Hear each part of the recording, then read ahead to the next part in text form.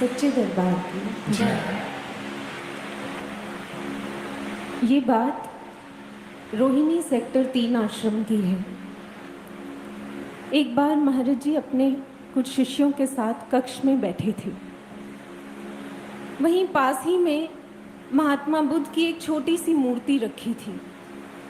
वो स्टैचू आज भी वहीं महाराज जी के कक्ष में रखा है। महाराज जी ने कुछ देर उस मूर्ति को देखा, फिर अपने शिष्यों से पूछा, महात्मा बुद्ध के समय पर इस ज्ञान मार्ग पर चलने वाले कितने अनुयायी थे? एक शिष्य ने मोटा मोटा अंदाजा लगाते हुए कहा, महाराज जी शायद कई हजार। उत्तर सुनकर मुस्कुराते हुए महाराज जी ने भी आने वाले समय का मोटा मोटा अंदाज बता दिया। महाराज जी बोले, अगर तब कई हजार थे तो इस बार उन कई हजार से भी कई गुना ज्यादा होंगे। ब्रह्म वचन है, साकार होंगे ही होंगे, इसमें कोई संदेह नहीं है। संदेह हम अनुयायियों पर है कि तब हम उनमें शामिल होंगे या नहीं होंगे। बात सुनने में बहुत कड़वी लगती है, लेकिन तर्क संगत है। वो इसलिए क्योंकि परिस्थितियां बहुत गंभीर हैं। आपने बचपन में लूडो वाली सांप सीढ़ी खेली होगी। आपको याद होगा उसमें जो सबसे लास्ट रो होती थी 91 से 100 वाली, उसमें एक सबसे बड़ा सांप बना होता था 99 पर, यानी मंजिल तक पहुंचने से ठीक पहले। और वो 99 वाला सांप अगर काट जाता था तो हम लुढ़कते हुए कहाँ गिरते थे? सबसे नीचे। हूबहू यही आज की स्थिति है। अपनी मंजिल तक पहुंचने के लिए अब जो रास्ता बचा है उसमें जरा सी भी चूक, हल्की सी भी चूक हमारे शिष्यत्व की कहानी का दी एंड कर सकती है। शिष्यत्व की बात चल ही पड़ी है तो आज अपनी अपनी भूमिका का भी जायजा ले ही लेते हैं, क्योंकि ऐसा करने से शायद हमें उस बात का एहसास हो सके जो बहुत गहरी है और समझनी बहुत जरूरी भी है। महात्मा बुद्ध के ही समय के एक राजा हुए हैं बिंबिसार, और उनके एक पुत्र थे अजातशत्रु। अजातशत्रु के जन्म से पहले ही ज्योतिषी ने यह बता दिया था कि यह बड़ा होकर अपने पिता को बहुत कष्ट देगा। लेकिन पिता बिंबिसार ने ऐसी किसी बात पर ध्यान नहीं दिया, बल्कि हर समय अपने पुत्र को, अपनी संतान को कष्टों से बचाने का ही प्रयास किया। बचपन में एक बार अजातशत्रु के दाहिने हाथ की एक उंगली पर भारी पीड़ादायी फोड़ा हो गया। हालांकि राजवैद्य से चिकित्सा जारी थी, लेकिन फोड़ा ना तो फूट रहा था और ना ही दर्द में आराम था। एक दिन तो पीड़ा इतनी असहनीय हो गई कि अजातशत्रु छटपटाते हुए जोर जोर से अपना हाथ पटकने लगा। जब पिता को और कोई उपाय नहीं सूझा तो उन्होंने तुरंत अजातशत्रु की उस फोड़े वाली उंगली को अपने मुंह में दबा दिया। ऐसा करते ही बालक के दर्द में एकदम आराम आ गया और वो चैन की नींद सो सका। लेकिन इधर क्या हुआ? कुछ ही देर में अचानक वह फोड़ा बिंबिसार के मुंह में ही फूट गया और उससे जो बदबू युक्त रक्त और पस निकला, उससे बिंबिसार का मुंह भर गया। लेकिन बिंबिसार ने फिर भी उंगली को निकालने की जल्दबाजी नहीं की मुंह से, ये सोचकर कि पुत्र की नींद टूट जाएगी। और वो पूरी रात उस पस को और उस रक्त को मुंह में ही भर कर बैठे रहे। कैसी कमाल का उदाहरण है एक पिता के प्रेम और समर्पण का। लेकिन वहीं उस पुत्र ने बड़े होकर क्या किया? दूषित बुद्धि वाले देवदत्त की बातों में आकर उसने अपने पिता को बहुत कष्ट दिया। कई दिनों तक उन्हें भोजन नहीं दिया। और अंततः उन्हें आघात करने के घोर पाप का भागी बना। इस दृष्टांत का सीधा सीधा संबंध हमसे नहीं है, लेकिन एक सीधा सीधा संकेत जरूर है हमारे लिए, जिसे शायद हम समझ भी चुके होंगे, क्योंकि हम वही करते हैं, महाराज जी को कष्ट देते हैं, उन्हें कष्ट देते हैं जिन्होंने हमेशा हमारे कष्ट को हरा है। ये बात भी सत्य है, लेकिन बहुत कड़वी है। प्रमाण चाहते हैं तो एक बार अपने इर्द गिर्द दूर जाने की जरूरत नहीं है, अपने इर्द गिर्द एक बार नजर दौड़ाइए और पूरी ईमानदारी से इन प्रश्नों का खुद को जवाब दीजिए। क्या अपने साथ सेवा करने वाले गुरु भाइयों और बहनों को लेकर हमारे मन में ढेरों शिकायतें और कड़वाहट भरी हुई है, इतनी कि बस एक चिंगारी लगने की देर है और हम बम की तरह फट पड़ेंगे? क्या आज भी ऐसा होता है कि अपने साथ वालों को आगे बढ़ता देखकर हमें अपने मन में चाहे थोड़ी सी चाहे बहुत ज़्यादा एक इनसिक्योरिटी फील होती है कि कहीं हमारी इंपॉर्टेंस कम ना हो जाए? अभी भी हमारे साथ में बैठे ऐसे कई चेहरे उभर आते हैं जिन्हें देखते ही हमारे मन में पुरानी सारी रंजिशें ताज़ा हो जाती हैं और हमारे मन में कभी गुस्से का, कभी नफरत का, तो कभी द्रोह का उबाल उठने लगता है। अगर ऐसे एक भी प्रश्न का उत्तर हाँ है तो क्षमा कीजिएगा, ये हाँ प्रमाण है इस बात के कि हम भी अपने पिता को कष्ट देने वाली संतान की भूमिका ही निभा रहे हैं। वैसे आपको वो अनाउंसमेंट याद होगी जिसे आप रोज सुबह एमसीडी की वैन से सुनते हैं कि आप अपना कूड़ा सड़क पर ना फेंकें, ये आपका अपना क्षेत्र है, इसे साफ रखने में अपना सहयोग दें। ठीक इसी तरह साधकों, ये आपका अपना मिशन है, इसमें ईर्ष्या, नफरत, खींचातानी, प्रतिस्पर्धाओं का कूड़ा ना फेंकें।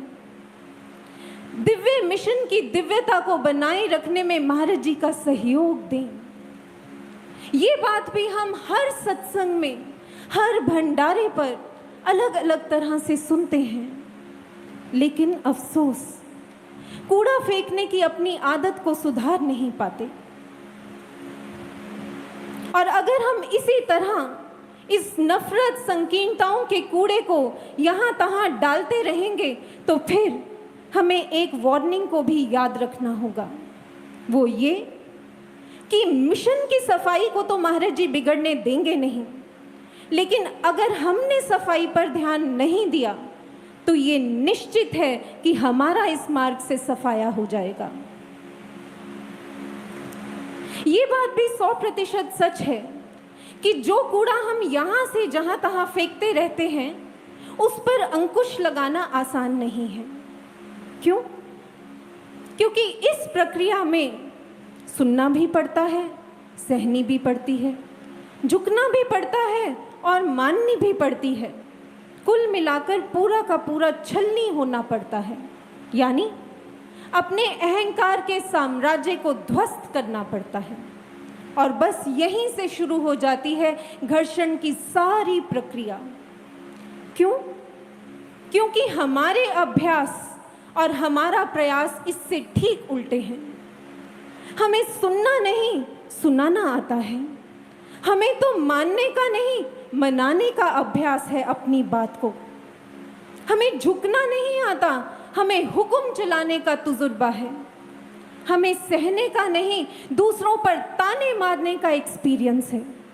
और ये सब मुख्यतः इसलिए क्योंकि हमें अपनी मैं से बहुत आसक्ति है।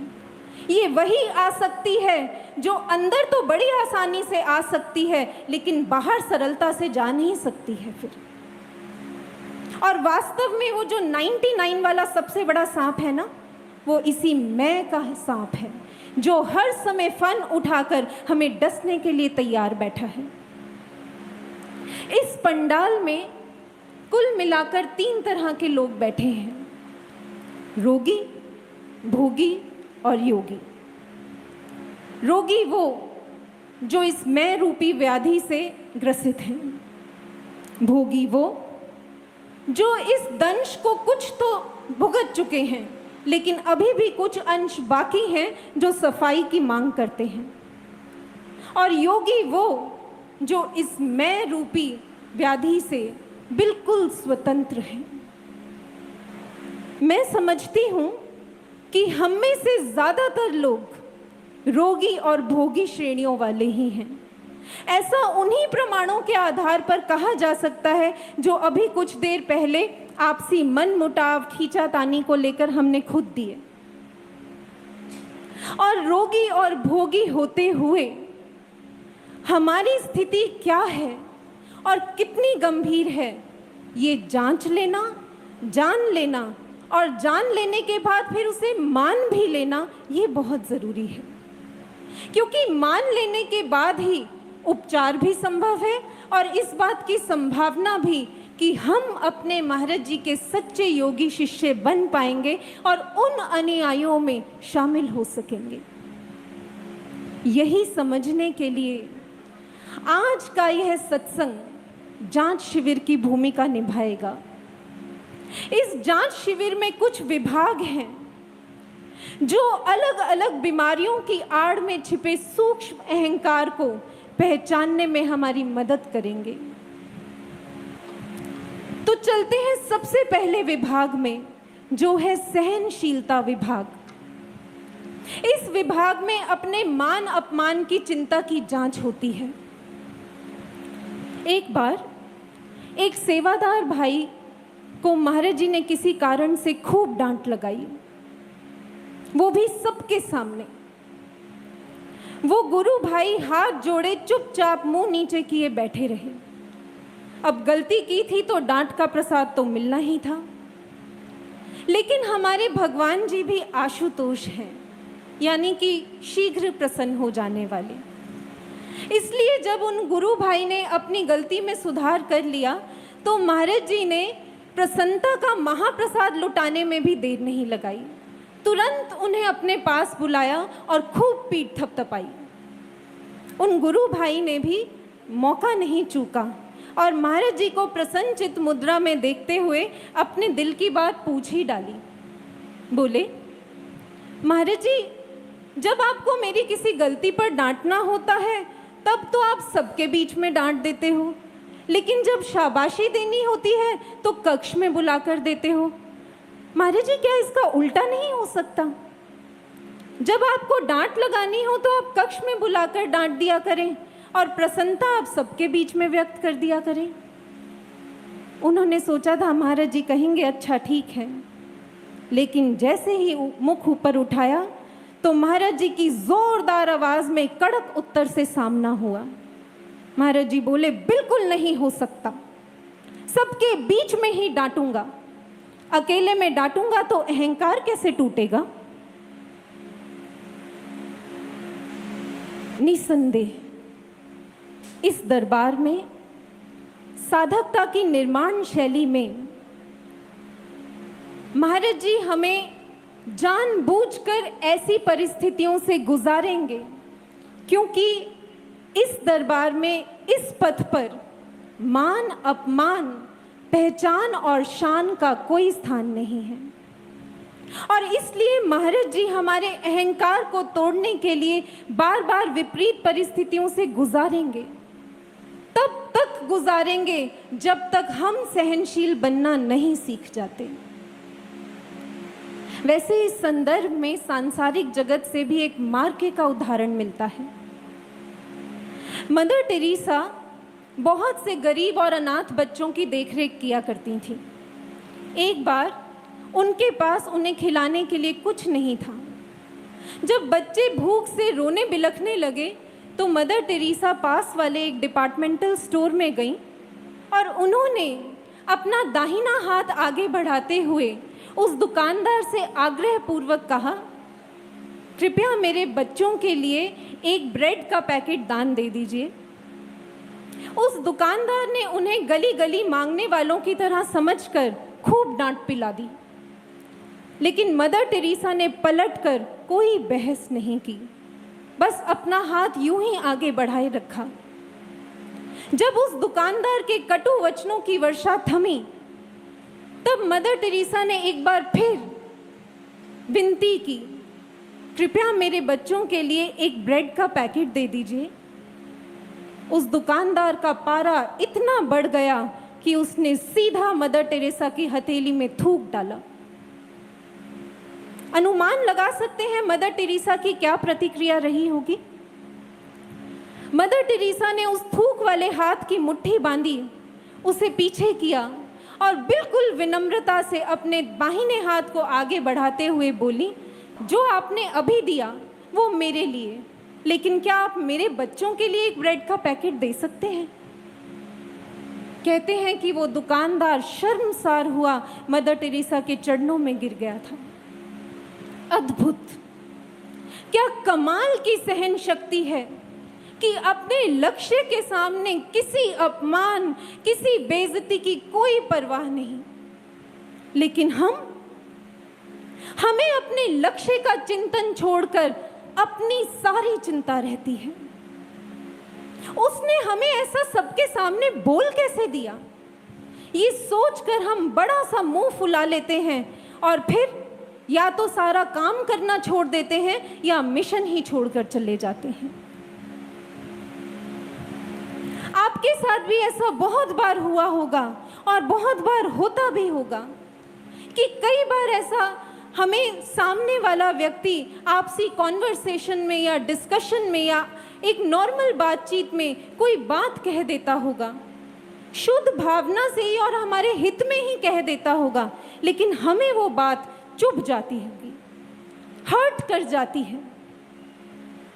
और अगर ऐसा होता है तो सबसे पहले तो समझ लेना होगा हमें कि ये प्रमाण है कि हमारे अंदर मैं का लेवल बहुत हाई है। क्योंकि ये जो चोट लगती है ना, ये इस मैं को ही लगती है। आत्मस्वरूप तो इससे बिल्कुल अलग है, उसको चोट लग ही नहीं सकती। और ऐसे में विड्रॉ कर लेना या फिर वापसी पलटकर रिएक्ट कर देना, ये दोनों ही साधकता के लक्षण नहीं हैं। साधकता का मार्ग तीसरा ऑप्शन है इनमें से, यानी कि सहन कर लेना, सहन करके उसको समझ लेना, समझ करके उस पर सुधार कर लेना और सुधार करके अपना उत्थान कर लेना। ये है असली साधकता की परिभाषा। खैर, आगे बढ़ते हैं। अगला विभाग आता है क्षमाशीलता का विभाग। किसी ने बहुत खूबसूरत बात कही है कि मैं और मेरा भगवान दोनों ही भूल जाते हैं, वो मेरी नादानियाँ और मैं उनकी मेहरबानियाँ। ये बात हमारे और महाराज जी में तो बिल्कुल फिट बैठती है, लेकिन हमारे आपस में बिल्कुल भी नहीं। क्योंकि यहाँ की कहानी तो कुछ ऐसी है कि मैं और मेरा साधक साथी दोनों एक दूसरे के प्रति कड़वाहट को अच्छी तरह याद रखते हैं। यहाँ तक कि महीनों पुरानी लड़ाइयों को, आक्षेपों को, गलतियों को भी कभी नहीं भूलते और इसलिए एक दूसरे को कभी क्षमा नहीं करते। जबकि कहते हैं क्षमा वीरस्य भूषणम, कि क्षमा आभूषण समान है। लेकिन हम में अहंकार इतना कूट कूट के भरा है कि क्षमा करना हमें अपनी पर्सनैलिटी के लिए आभूषण नहीं, प्रदूषण समान लगता है। जबकि हमने खुद कितनी बार महाराज जी के स्वयं महाराज जी के मुखारविंद से ये शब्द सुने हैं, तुलसी कभू न छाड़िए क्षमाशील संतोष। लेकिन शायद हम आज तक इन्हें ठीक से सुन नहीं पाए हैं, क्योंकि कहते हैं कि अगर आप दोनों कानों को जोड़ दें तो वो हृदय की आकृति ले लेते हैं। लेकिन क्योंकि हमने महाराज जी के इन शब्दों को, इन वचनों को आज तक ढंग से कंठस्थ नहीं किया, इसलिए आज तक हृदयस्थ भी नहीं कर पाए। और यही कारण है ना तो आज तक क्षमाशील बन पाए और ना ही महाराज जी के अच्छे साधक शिष्य बन सके। तीसरा विभाग जिसमें भी जांच करा लेना आज बहुत जरूरी है, संवेदनशीलता का विभाग, सरलता का विभाग। जिस समय हनुमान संजीवनी बूटी लेकर वापस लौट रहे थे, उस समय भरत उन्हें शत्रु समझकर बाण मारते हैं। लेकिन जैसे ही बाण लगने पर हनुमान श्री राम कहते हुए नीचे गिरते हैं, तब भरत को एकदम एहसास हो जाता है कि उन्होंने अपने ही राम के भक्त को आहत कर दिया है। और भरत तुरंत दौड़ते हैं और हनुमान को अपने अंक में लेकर बहुत दुखी होते हैं, बहुत पछताते हैं। और उनको अपने राम के एक भक्त को कष्ट में देखकर भरत इतने विचलित हो जाते हैं कि मालूम है उनके मुंह से क्या निकल जाता है। ध्यान से सुनना इन शब्दों को।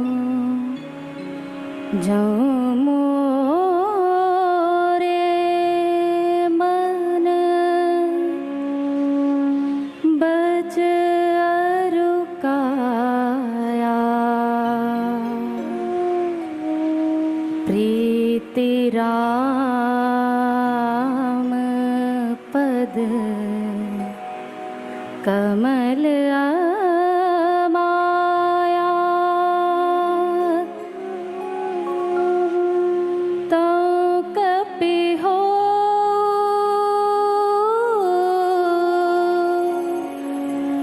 विगत भ्रम सूला, जो मो पर रघुपति अनुकूला, जो मो पर रघुपति अनुकूला।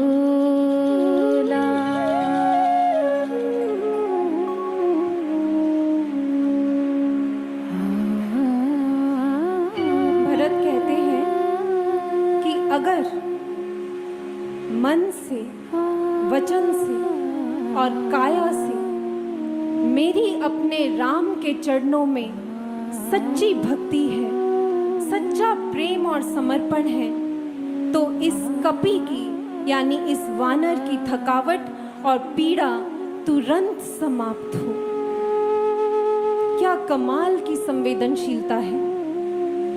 अपने राम के भक्त को कष्ट में देखकर भरत ने उनका कष्ट हरने के लिए अपनी सारी भक्ति, पूरी तपस्या को दांव पर लगा दिया कि उनका कष्ट खत्म हो जाए।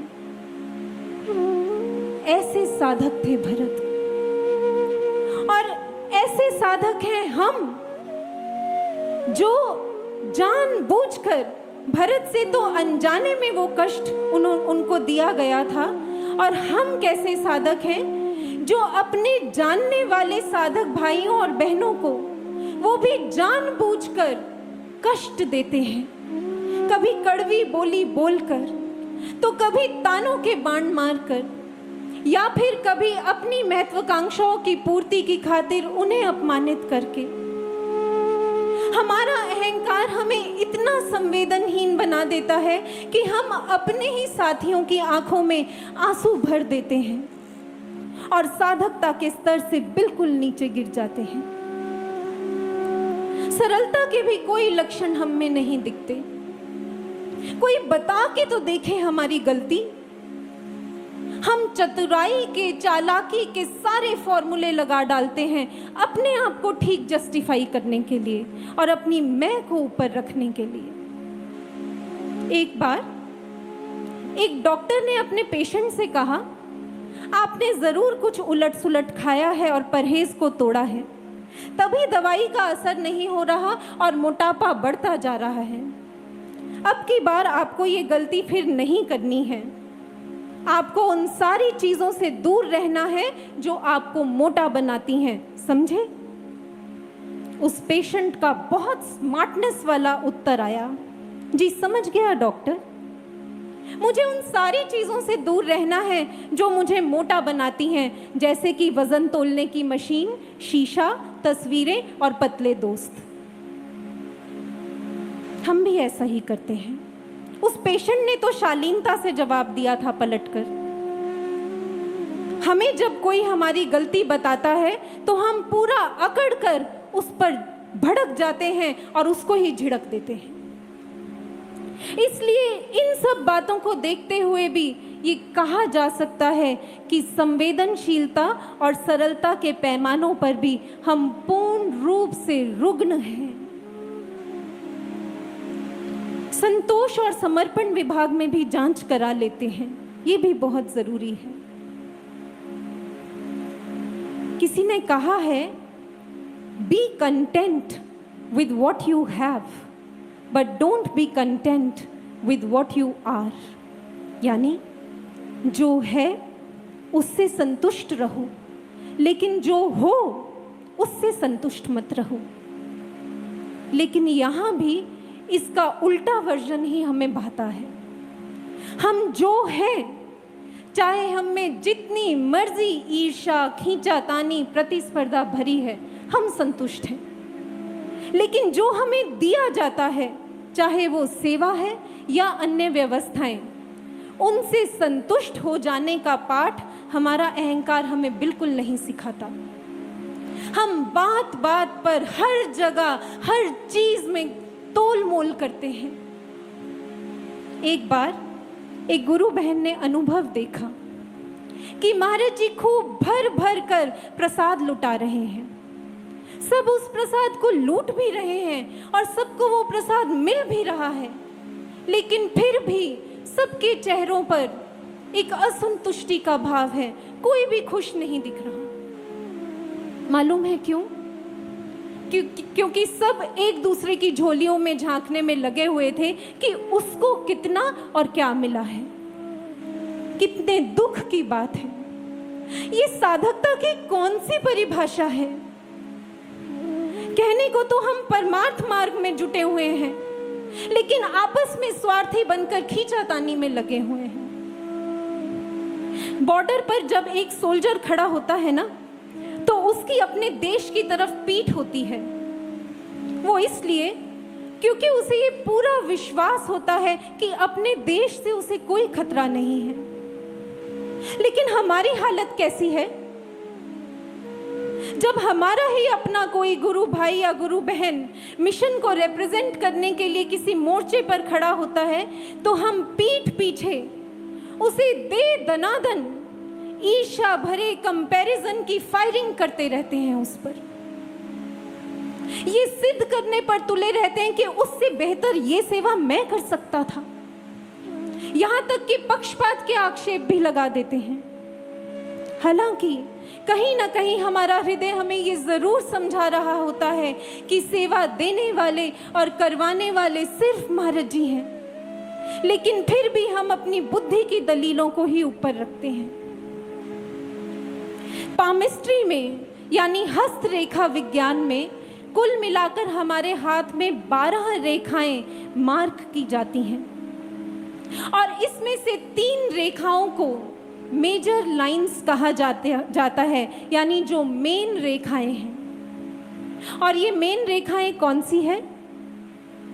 पहली होती है हेड लाइन यानी बुद्धि की रेखा, दूसरी होती है हार्ट लाइन यानी हृदय की रेखा, और तीसरी होती है लाइफ लाइन यानी जीवन रेखा। अब जीवन रेखा से तो हमें कुछ लेना देना है नहीं, क्योंकि भगवान का ये डिपार्टमेंट है, इसे वो ही देख लेंगे।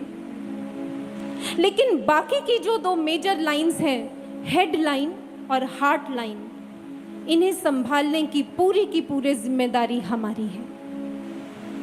आपको मालूम है ये दोनों रेखाएं हमारे हाथ में कहां और किस क्रम में होती हैं?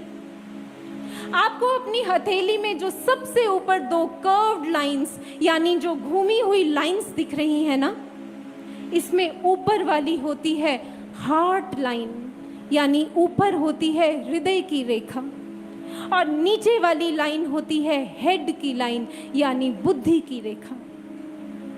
कितनी खूबसूरत प्रेरणा है अपने अहंकार को नष्ट करने के लिए और अपने समर्पण भाव को पुष्ट करने के लिए जो कुदरत हमें देती है, और जो महाराज जी ने भी हमेशा हमें समझाई है कि जब भी साधकता के इस पथ पर चलते हुए बुद्धि और हृदय में युद्ध छिड़ जाए तो हमेशा अपने हृदय की आवाज को ही ऊपर रखना, आपकी साधकता जीत जाएगी।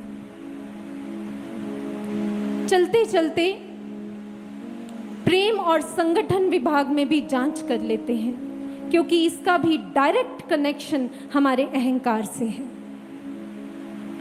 कॉन्स्टिट्यूशन ऑफ इंडिया यानी कि भारत का संविधान जिस शब्द से शुरू होता है वो है वी यानी कि हम, लेकिन हमारे शिष्यत्व का संविधान जिस शब्द से शुरू होकर जिस शब्द पर खत्म होता है वो है मैं। हमारी डिक्शनरी में हम का कोई स्थान है ही नहीं और हो सकता भी नहीं, क्योंकि हम के लिए अपने अहंकार को पीछे करना पड़ता है। इस दिल को बड़ा करके सबको गले से लगा लेना होता है। और अगर इस संदर्भ में अपनी साधकता के लिए कुछ शिक्षा लेना चाहते हैं तो इतिहास की उस विभूति से लीजिए जिसने जो अपने गुरु के मिशन को संगठित रखने की खातिर हर हद को पार कर गया। स्वामी विवेकानंद के जीवन की घटना है ये। एक दिन जब नरेंद्र घर वापस लौटे तो उनकी मां भुवनेश्वरी देवी ने एक डांट वाले स्वर में उनसे पूछा, नरेंद्र क्या तू शरत और शशि के घर गया था? नरेंद्र ने बिल्कुल सरलता से उत्तर दे दिया, हाँ मां गया था। नरेंद्र क्या ये सत्य नहीं है कि शरत ने तुझे देखते ही तेरे मुंह पर दरवाजा बंद कर दिया था? हाँ मां सत्य है। मां ने जिज्ञासा व्यक्त की, तब तूने क्या किया नरेंद्र? नरेंद्र का बिल्कुल सरल आवाज में उत्तर आया, मां मैं तब तक उसके कपाट पीटता चला गया जब तक उसने द्वार खोल के मुझे अंदर नहीं बुला लिया। भुवनेश्वरी देवी बोली, कोई तेरा इतना अपमान करता है और तू फिर भी उनके आध्यात्मिक उत्थान में लगा हुआ है। जब वो तेरा मुख तक नहीं देखना चाहते तो क्यों जाता है उनके पास? क्या मिलता है तुझे ऐसा करके?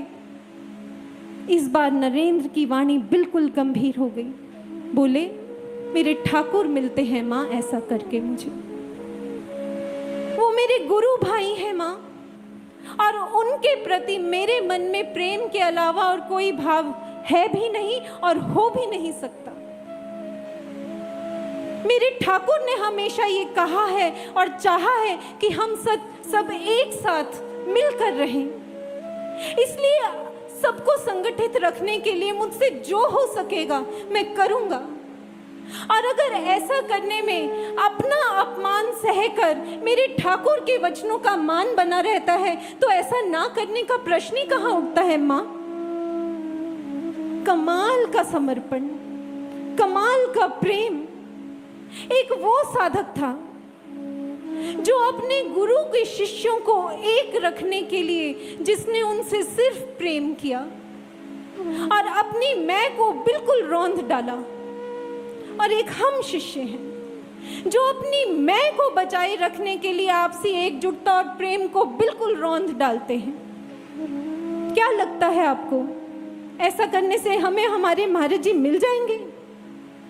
जज्ब कर लीजिए आज स्वयं महाराज जी द्वारा कहे गए ये शब्द कि जिस स्थान पर आपस में प्रेम नहीं होता उस स्थान पर हम नहीं रहते।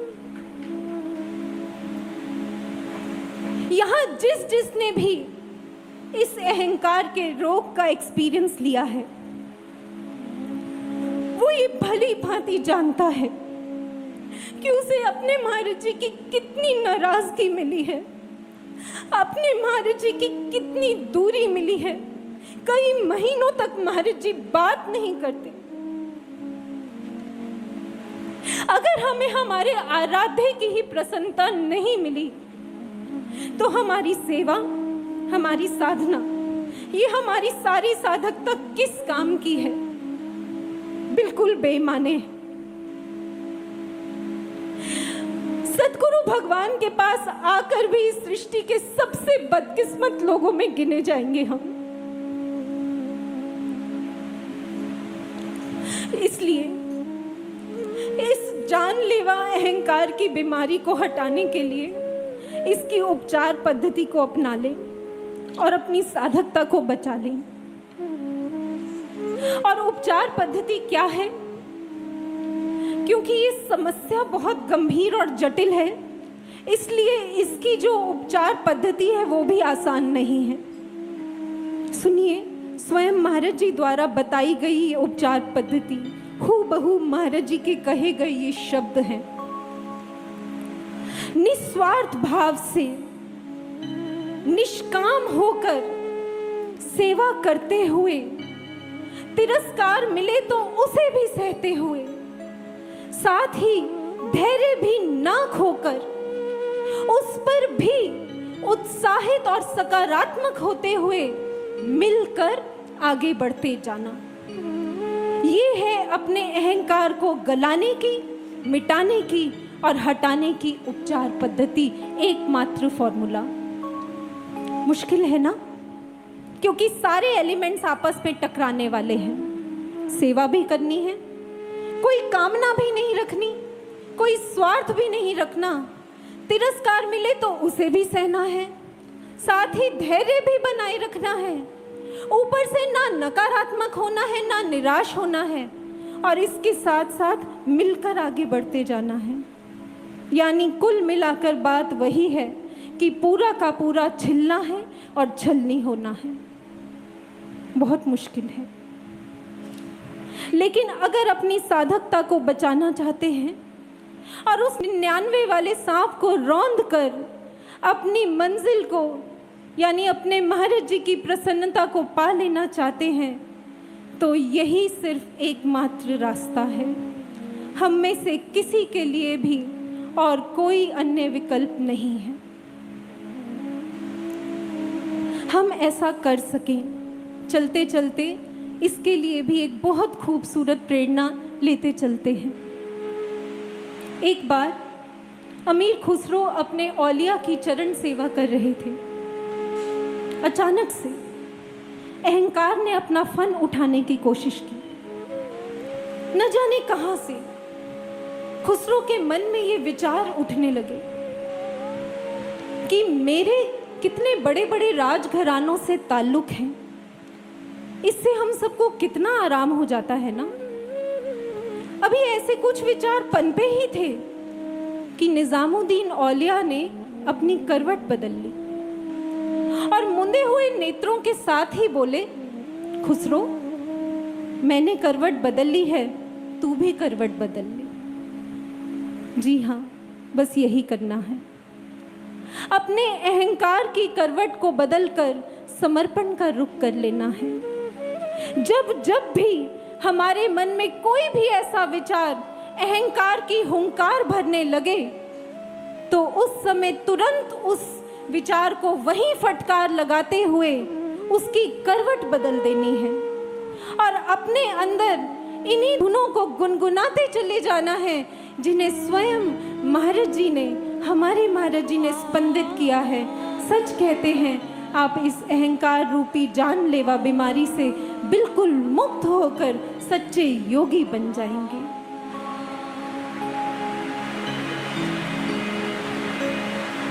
तोड़ संकीर्णता के घने दायरे, अपने चिंतन में उत्कृष्टता को बसा। तोड़ संकीर्णता के घने दायरे, अपने चिंतन में उत्कृष्टता को बसा। आसुरी वृत्ति का मिल शमन हम करें, दिव्यता से भरा गुण हो सब में बसा। आसुरी वृत्ति का मिल शमन हम करें, दिव्यता से भरा गुण हो सब में बसा। आप से बैर को तज, आप से बैर तज, नेक राह पर चले, द्वेष दुर्भावना का करे मिल दमन। जर्रे जर्रे में खुश संगठित हो करे एक